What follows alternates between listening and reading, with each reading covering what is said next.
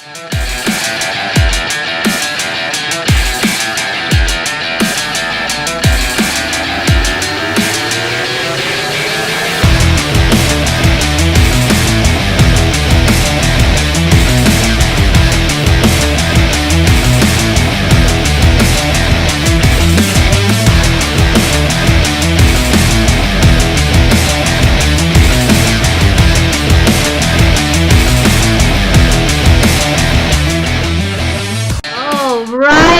are live here at the EFE show, e-commerce family entrepreneurs. I have a special guest here tonight. I'm actually going to chime in here. And how is everybody? How are you doing, Agus? Doing well. You're doing good? All right. I'm going to make sure everything looks good and then just have you in here. And voila. All right. So welcome officially to the EFE show, brought to you by eCommerce Kids. I'm Monica Busby. I am the cycling CEO and mama head honcho of eCommerce Kids. This is a raw weekly show. I'm going to bring it to you live, Facebook Live, and also on a rebroadcast. But you're more than welcome to chime in either way. We are here for you to provide some tips and strategies to get ahead in building and also cultivating and also automating not just your wealth, but also generational wealth, generational prosperity, and generational influence. How about that? And also a little dab of some real life superhero stuff, which we'll hear from our special guest today. Okay, so a few more things. If you're live with us, do a couple things, please. I would love for you to tag whoever is listening right now, tag who is ever interested in having a 7-figure e-commerce business, because this is a pretty amazing guest that we have today. He's going to have a lot of juicy stuff to tell you, and I'm fascinated by his background and who he became and how he used that, whatever happened in his past, and used it for the positive and used it as a hardcore discipline and work ethic. So we're going to break that down a little bit. So please tag somebody down there in the comment section, and also please share the broadcast on your Facebook profile. Agus, if you can too, please do share it on your Facebook page. And a couple more things. Let me actually share it on mine too. And in the meantime, for those that are not watching it live, and this is going to be a rebroadcast, post your questions below anyway, because I'm going to check up on the post and still answer your questions, okay? So live, put the questions down. Rebroadcast, post the questions. So we're more than happy to answer either way. All right, so let me actually share it on my end. Agus, you're ready to go? Yeah, good. Okay, so I'm going to share. And okay, so without further ado, I have to tell you that this person is kind of like my hero. I know, Agus, I'm going to put that in there because you really took the time and befriended a person like me, a crazy green-haired girl in some conference. I don't even know how we met. I think we met at some Young Gun's house, right, in Las Vegas. I think that's where we first met, and you must be like, who is this chick hanging out? But I'm glad we became really good friends, and we hung out in Las Vegas a few times, and killed it at stores, and went, did all the seller stuff together.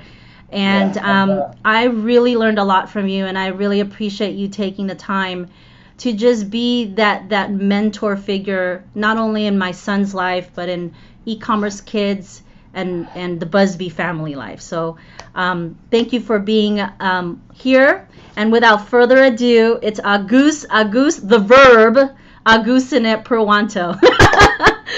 Okay, so Agus, I got actually a couple of questions for you. What made you have the discipline that you have now? And before you ask that question, maybe you can go about talking about how you grew up. I grew up in Indonesia for close to 19 years of my life, and I was, always being an entrepreneur since my mom and dad. They grew up, they own a lemonade company, they own a popsicle company, and then rice mill company. I mean, I've been all they know to do is just selling stuff. Like my mom even had the sense of fashion and had a boutique kind of thing. So when I was young, I'm the youngest in the family, so she always took me to a shopping trips. And I'm not talking about like a local shopping trip. We would take like an hour or 2 hours plane, go to another island, and we buy the stuff there. Sometimes we went to China too when I was, kind of like nine, 9 to 12 years old. So they're So entrepreneurs already, yeah, and no, they're yeah, taking you everywhere. yeah. It come to the point where when my dad was very sick, my mom was really, she was a Wonder Woman, and she just took care of the family. She would pretty much like work 80, 90 hours a week. Still have time to educate us. Kind of like mentor us and tutor us in a way when I was young. So me and my brothers, I have two brothers, so we were just like, wow. She doesn't take no for an answer, but we all have to do chores, and so I don't know if that's just the way she is, or she basically just want us to know that life is hard. And whatever life throws at you, you just have to face it head on and shine. No excuses. Hmm. But at the same time, also my dad has been very influential to me. He always said the same thing, and I always remember he always tells me, if you do one thing, there is no there is no other way. You either do it right or you don't do it at all. Just don't start something and then you pretty much like only put half an effort into it. You have to finish. You have to make sure that what you do is correct. So, and he always tells me since I was young too, that there's no commodity in this world, that there's no poor person and there's no rich person. Like you don't look at somebody else's life and you'd be jealous and be like, how do I get into that level? How do I get what he gets? He always says that everybody, when we're born in this world, you have one commodity, and that is time. There is Yeah, no you're right.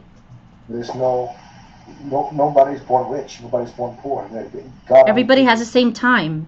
So what you do with that time is basically determine, what you're going to do with your life. So I took that into heart, and especially after the family hardship when I was in high school. And right after that, the 1998, there was a unrest in Indonesia, and that's when I basically had to beg my mom to actually go here in the States to see my brother, because my brother's already here the year before I went here, and she won't let me. She was like, "You got to go to school and all that stuff," so I had to beg her to come here.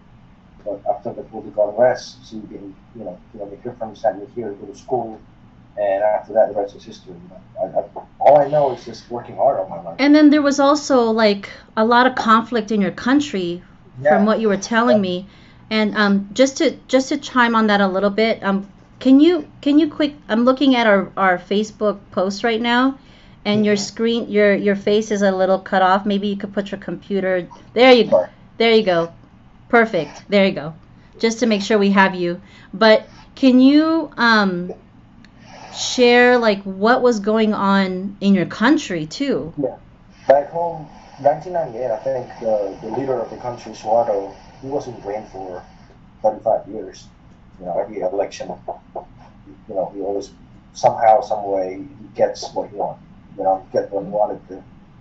So at that time, riot broke down because everybody, including all of the um, students from the universities, are marching to Parliament building, and after that, the riot broke out. He stepped down peacefully, but it was already too late because there's always that social jealousy in a way, and so our company, our factory got raided. One of my Wow. brothers, So he your got, business all in one day was just like gone. yeah, And you my had mom to and kind dad of run for, in that a way, lived in run a for small your city. life. Right, the business was already up and running in one of the metropolitan city, but my mom and dad live in the smaller city, like an hour and a half away. But regardless, like the factory, and all of our families, like my uncle and auntie, we all felt the same way. You know, if you Google 1998 Indonesian riot, you'll see what I'm talking about. It was a scary time. You know, at that time, my sister-in-law and my brother just got married a couple of months before, and her parents also were scared for her life. You know, Mm. at one point, I had to hid under the bedpost and stuff like that. It was just, you know, time to And you were to how old? You were how old during the riots? just turn 18. You just turned Just 18. So, and then, so what made you decide I got to get out of here? Let's move to America. it wasn't for me. It wasn't. It didn't affect me that much. I mean, compared to my brother that got his business basically turned down and stuff. Mm. But 1999, I felt that social jealousy is kind of like spreading and spreading, and I didn't feel safe in my life anymore, you know. Plus, I was just thinking, you know, if I want to go here in the States, it's gonna be a hard life for me because it's gonna be work and study and work and study, and it's not gonna be easy because I know if you know all of the resident usually gets a different tuition fee than the overseas Right, student. right. Overseas is like triple the cost. Yeah, and at that time, triple the cost means, you know, very little time to study and basically work a lot, you know, in and out of campus. So did you end up finishing school, Yeah, or so you were working like I'm sure full time because just to catch up on the tuition yeah. and doing that for a But I couple was years. working at the restaurant industry that's crazy. I live 30 minutes from DC, and you know how it is with DC scene, being the capital of the DC. Yeah. It's crazy. The money was crazy. I supported myself, you know, died in the process a little bit. But after school, I was just kind of like drawn into it because, you know, basically my ex boss, she just gave me everything. She sponsored me. She gave me a position in the company. You know, I ran a team of 18 people, including the cooks. But, you know, all I knew was just working 80, 90 hours a week. But I make really good money though. That's the thing. So I didn't really jump into the field because I was going to school for. But, you know, I So you were support my used to long hours and like yeah. serious hustle at the Hmm. age of 9, since following your 19. parents around, and then now doing it on your own. Right. Um, I used to help my uncle when I was 12, 13, 14 years old. In the 3 years of my junior high school life, I used to help him to build a computer from scratch, you know, a PC and everything. So Mhm. that's how I got started with IT and joining the computer. But I always flip something, man. You know, sell fireworks and all that stuff since I was young. And then when I got here, I had no choice because I have to work that long hours to support myself during school. So, like I said, if you ask me, like, what is your motivation? I don't need a lot of motivation because, you know, it's been in my blood and brought up like this is like, you know, easy thing for me, you know. Now is that coming to the second question was like is do you owe a lot of that then to your parents, that So, really helped you develop that character at a young age? yeah, absolutely. There's no shortcut. Everything, you know, you gotta do.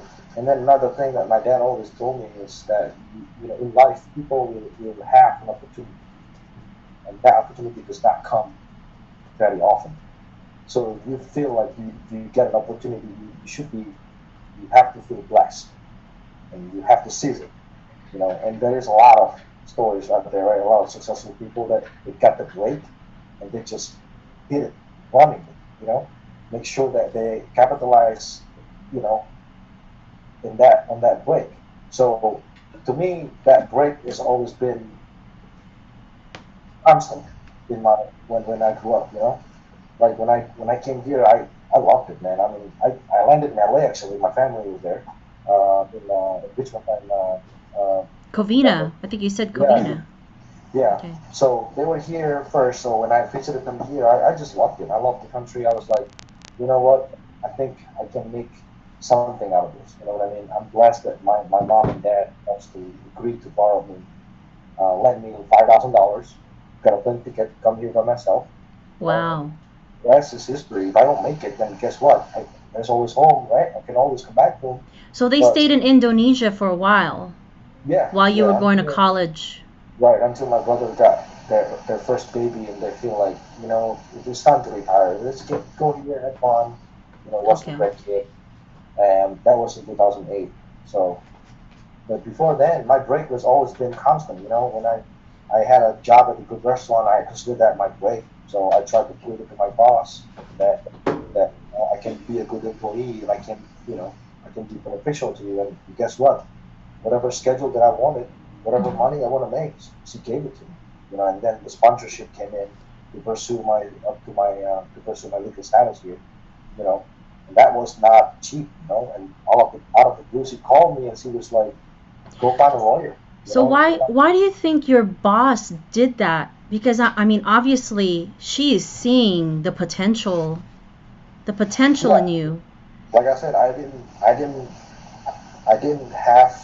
didn't give my half effort every time I went to work, and I always make sure that I was there. I did my job, and when she trusted me with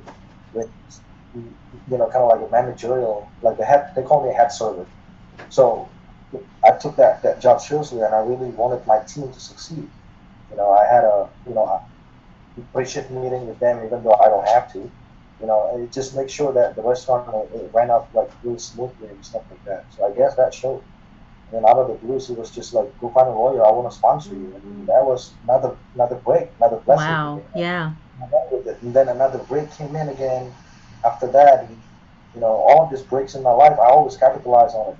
Now, do you think these breaks came by chance, or you were just kind of planting seeds out there for opportunities, Yeah, kind of right? kind of plant the seeds, but at the same time, I'm a full believer that if you work hard, good things gonna come up. Like really, good things. The only thing that threw me off the equation was my daughter's birth. That was not calculated. Well, who calculates having babies? You don't understand. I mean, when I was working at the restaurant, I hated kids. I hated kids. Like I swear, I'm not trying to sugarcoat anything. I'm being completely honest. I hated kids because they're messy. They're yelling, they're screaming, they're messy, and it's always like, sometimes when I have customers that comes in, the whole family, I will like, I give it to my coworker. You want to take this table? Because I can't deal with them. I hated it. So But of course, by chance, having the baby actually not forced you, but you had to learn in a different yeah, perspective. absolutely. My But now it's a oldest, blessing, right? I hope. yeah. Yeah, the thing, that mindset shift was happening when I was in the delivery room because I had a good job. I worked literally. I had a good job. I made good money, and with the baby in tow, I don't have time to explore other things. But at the same time, when I help her, I was like, I gotta do something because I don't know if I can work. I have to work 80, 90 hours a week still. You know, Wow.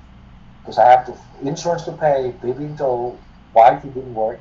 So what other choice do I have? But at the same time, I was determined. If I want to start this online entrepreneurship, I have to give up something. And that was when I realized, if she wasn't born, I'm telling you, I I probably think would. you'd be fine with where you were at because you were making good money.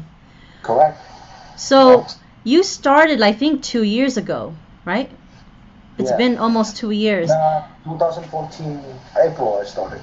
So three. You just celebrated 3 years. I just Yes. recall a huge buzz around you in the selling community. This Asian dude coming in and making like I don't know, like 60 to 80,000 in their first month or something like that. And First month right, of is that true? yeah, first month of experimenting, basically, because went back to my wife and said I want to do this. When we get the shower, my brother threw me the screen with the arbitrage book, and after that I was hooked, man. Because I consider that as my biggest break because I didn't realize you can actually go to the store and then make money out of it like instantly. So at that time, I was so happy. I tried it for like a month, a couple of weeks. I went to Target and was like, oh my God, this thing is really, really working. Hmm. So I did tell my wife about that, and she was like, "Go back to work, man. You got a family to support." She already She was, wanted that security. She knew that you were good with the restaurant business. yeah. So But I remember that 4 or 5 days when I had to sleep on the couch because I was so mad at her for not supporting me. But luckily my prayer was answered. She saw me. I was miserable. I told her, like, I've got enough for 2 years in restaurant business. I have to do something else. You see me work 90 hours a week. I don't yeah, see that's that. it. I didn't even know Saturday, 90 hours a week was doable. That's it's a lot of crazy. hours. Getting money because it's every Friday and Saturday when we have to close the bar. I go home like 3:30 in the morning. But it was And then good money. go back to work the next day. Monday, or usually Monday or Sunday is my day off. My only day off is only 1.5 days in a week. Guess what? I want to spend time with them, but I gotta sleep. I was Yeah. so tired. So you were barely seeing your No. family too. Yeah, so I was telling her, we have to try something else. And finally, she saw me being so miserable, and I remember one day he was like, "Okay, if you want to do this, we need to come up with a plan." And I was so happy. I sat down. I have a plan. You want to hear about it? I said, "Yeah." Okay, so to replace our current income, we need something, but we have to hit it head on. I don't know how far we can take this FBA business. So we agreed that on that month when we were slow, I was lying to my boss. Hopefully, my boss does not hear about this. I was lying to him and said I needed a vacation to Indonesia for a month. And, it was July of 2014, so it was summertime, kids out of school, Congress out of session, busy. So it's always slow. So she gave me the month off, and that was when I actually utilized some of our saving and 7 credit cards and just went crazy in July. I basically You worked went like, all in, and that was yeah, normal to you, like because your dad, right, you and that was instilled in you to start a project and really just go 110% on it. yeah, pretty much. Because I wanted to make sure that what I make that month, I can replace my income. Because before then, I've always been part time, you know. So that's what I did, and I did close to 70,000 that month. First July. month, 70,000. That's amazing. First month of going crazy and just shops, and then ship. But at that same time, I realized that capital is going to be my constraint, you know. Yeah. And we sat down and say, honey, we can't pay credit card like this, license credit card like this, because sooner or later, if something were to go wrong, product being restricted, Amazon came in on it, or whatever it is, then you're gonna have a problem because Yeah. you need Your to pay the cash flow. right. But it was easy for me to realize that too. You don't have capital. You see, lately a lot of people are asking on Facebook, right? Like, what do I need to take to be able to replace this and quit my job or whatever? I said, well, if you have a limited bankroll, you don't do anything else. Don't waste your time on coaching. Don't waste your time on anything else. Like, if I were a coach, I would totally filter and vet all of my clients because Yeah. I can't. Let's just You don't have time. you don't have time. That's number one. That's number two. But I'm gonna completely make sure that they have the capital, at least, to start them and start them comfortably. I don't want them to tell me like I have to load this credit card and don't worry about it. You're gonna make your money back in like a couple of weeks. That's not right. It's their livelihood, and I realized that with my case too. So we sat down. Me and my wife, we sat down and say, you gotta get capital. So on August and I think part and half month of September, I paid off all of the credit card, and then I realized that I could actually make more money without being working with somebody else, like starting my own business. So that's when I went to my boss and said, I need as many shifts as I can have. I told my coworkers, if you don't want to close, let me close for you guys because I get more money as closer. So then I, pretty much like work hard for 5 months and a half, and December came through, and it was great because Christmas season, everybody went to the restaurant, get a banquet and party going. I made good money December. So by the time we had our like New Year resolution, said, well, it's now or never. Yeah. We have enough right now saved up. So I said to myself, let's go at it. So I quit on January. So, but you never stopped then. Like you still had that, like like extreme work ethic. Even though you were making good money, you didn't look at it as you were making good money, right? Like, how are you getting motivated now? Because, I mean, this year alone, I think you're at over 1.5 million already. I mean, No, I'm at 1.3 right now. 1.3. Oh, I'm close. But it's like, that's just within the matter of 5 months. So how are you getting yourself to the next level? Uh, I don't know. It's hard to answer that. Well, I guess if you were, I basically like I work hard, and I don't want to let that down. Like other people that rely on me right now, because I had a plan. Like last year, my plan was to really hit it hard again. But once you pass a year after you taste that Q4, every January you always flush with cash, right? So I said to myself, well, last year was kind of like my first full-time year, 2015. So 2016, I wanted to take it to the next level, and I always see what's missing. Outsourcing was the big part that I thought was missing. So last year, I started to outsource more and more. My OA, my back end, and then started to train a couple of helpers to help me with RA. So that has been very crucial to my growth last year, and I could see it, I could taste it, and I was happy because it was working. Whatever that was planned was working. So really duplicating yourself now, and kind of in a way still firing yourself little by little. You're not wanting to completely fire yourself, right?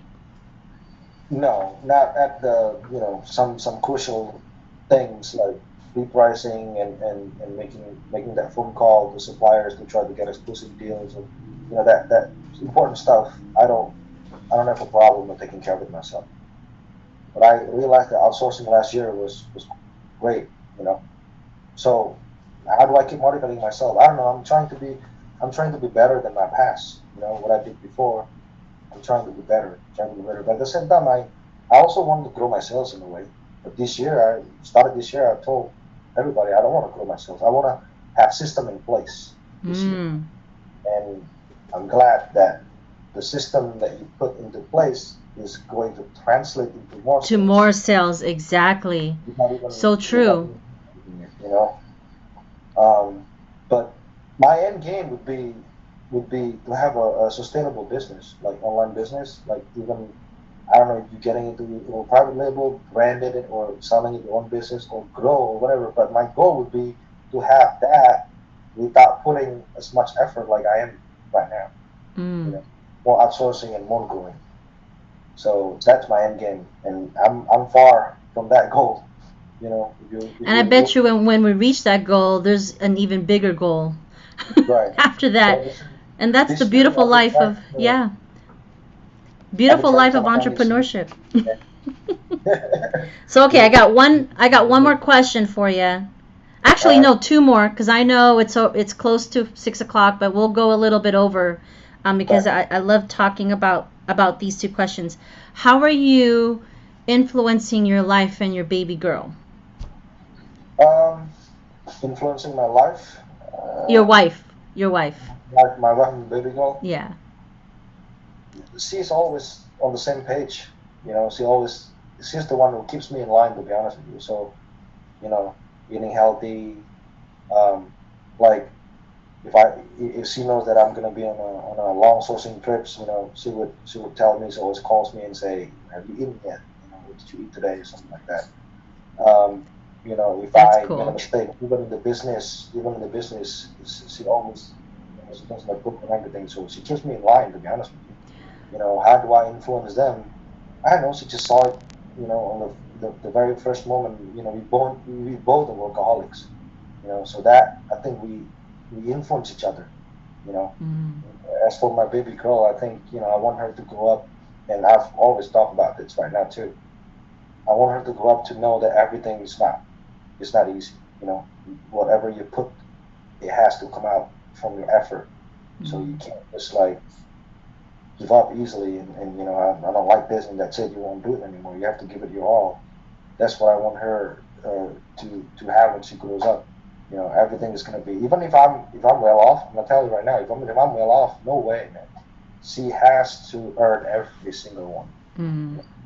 Part-time job or whatever it takes. I'm just gonna give her allowance, and just like my mom taught me, if you needed something, then you will save up your money and you will get that. You're not gonna, buy everything for you, because you realize that if you do that, then they'll spoil. Yep, they're gonna get spoiled. Yeah, and then when they grow up and they're become adult, you can't. Well, it's hard. It's gonna harder to undo that. Yeah, absolutely. And then they're gonna feel like they have no purpose. And guess what happens? They ended up, doing crazy stuff. Absolutely. But right now she knows, even Yeah. though at very young age, she just turned 3 years old last month. Um, my wife keeps telling her all the time, and I tell her too, like, daddy's going to work, right? You know that. When I'm sourcing, or even when I'm home, Wow. still with my computer, she knows not to disturb me. Sometimes you just say hi in a way when she was going to take a nap or something, but she knows that daddy has to go to work. And then I ask her, why does daddy have to go to work? And she jokingly always said, like, to buy me toys and going to vacation. She knows that. So I But want her she to she know that. relates it to a good experience. Yes, And that's the absolutely. thing, not to a point where I'm not like I don't want to be with you kind of experience. It's more like I'm Right. doing it because we're going to do something amazing together. Yeah, and this year so far, I've been happy because, I wanted to travel more and more this year, and that's what we do. So far we've been to like 7 different cities already, and so far it's Wow. like 5 months. You know, Going to Orlando like so many times because of Disney. She loves Disney. San Antonio, Houston. Where else do we go? Time to Uh, go to Europe. yes, yeah, that's probably this year. Just by the end of the year, by December after Q4, I think I'm gonna take like a month and a half vacation. Because that's why I work so hard for. Because You got to I have wanted to fun. start realizing the decision that I Yeah. made 3 years ago was not in vain. Because I want to be able to build a business where I can totally on autopilot, and we're just enjoying, whether it's at home or going someplace that I've never been. That's my goal. And they know that. They realize that. So every time I'm on my working mode, they realize not to disturb me. So, I don't know how I influence them, but they do know about that. So, So it's never too young to to talk to your kids about the importance of work yeah, and the good experience from it, not the takeaway experience. yeah, pretty So it's much. good that you're already communicating with her on that. Good That's daddy. So last question. yeah. What would be like a real life superhero moment in your life that you can share? Like what happened to me? Or what you have done to change somebody's life? Um, I have coached 3 guys. They're all my friends. Only one. Well, all of them took action, but only one failed. And as a result of that, he is actually putting notice in 2 weeks. He's And going what? He's giving his notice? yeah, for his boss, Wow. he was in the same predicament like I was before, and he was always been working in the restaurant business, and he just took it to heart. And the best thing about this person is that I didn't do all the pushing. I mean, he realized it himself, and he wanted so bad that he kept bugging, he kept asking questions, and to me, that was the happiest moment when he texted me, and then it was like, in 2 weeks I'll put my notice, and I think I can do this full time, because you know, to me, to be able, I know the family very well, so to be able to change somebody else's life, to me, that's big. Exactly. And Huge. I also love the interaction that I have with other fellow sellers. I network, even with my group or with other people. It's just like completely different environment. Like we are competitors, right? But we support each other. You know what I mean? And we're being friendly, and we hang out. It's always fun. you know. So when it's not like I'm giving them, but we network. Like Hmm. we share each other's story, and we help make each other's life better. So to me, that's priceless, man, because you don't see that every day. You know, if you go to Yeah. corporate America or whatever, you know, if you have a fellow coworker that is in sales, for example, then you compete against each other. Sometimes a couple, you know, this is a business where we are competitors, but we are learning from each other. I think that's priceless for me. That's, you know, I love it. Because I there's love it so too. It's changed my life, and it changed a lot of people's lives. And yeah, and to see that we ourselves are kind of passing the baton and sharing that to other people and having them quit their jobs, and if not quit their jobs, better their livelihood in whatever goal or lifestyle they want, you know? So it's I still exciting believe. stuff. So 100% believe that this e-commerce is only you're just in the beginning. You know, so always so many stuff you can do. Be creative, work hard, and you know, Go all in. go all in. Just I don't love it. half effort or anything like that. It's just go all in. I Everything is gonna love come it. into place if you put them into place. You know. Well, thank you, Agus. We're going to be Agusing it this summer. I love it. Okay, so guys, I know it's already past our 30 minutes, but if you want to know more about this, please join our email list or get in on our Facebook group or join our YouTube channel. Post any other questions, and then once I see it, maybe Agus and I could answer the questions that you may have on mindset. What else? If you guys have any topics in mind, please also post below so I can be able to help cater to the show for you. And also hit the like button, please. We would appreciate it, so it shows that you love the video and love the content. Of course, love our guest. You gotta love Agus, so click that like button. So we're gonna go live every week. Facebook broadcasts with special guest experts every week in e-commerce, business, life coaching, parenthood, and I'm also going to bring in a couple of teens and see how they're doing in this business. So please visit facebook.com/e-commerce kids. We'll link it all up below in the description below on this.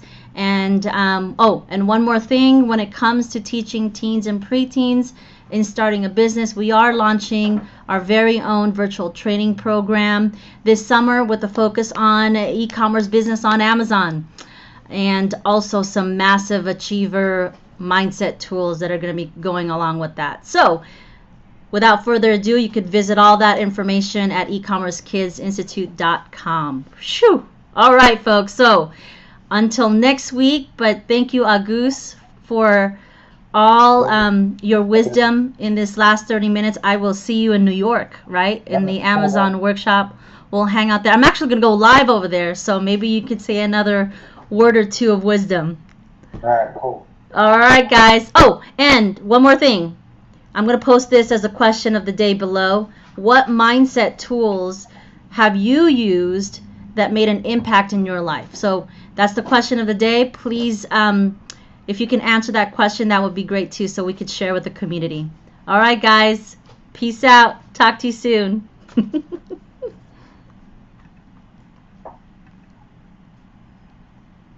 All right, let me get out of here.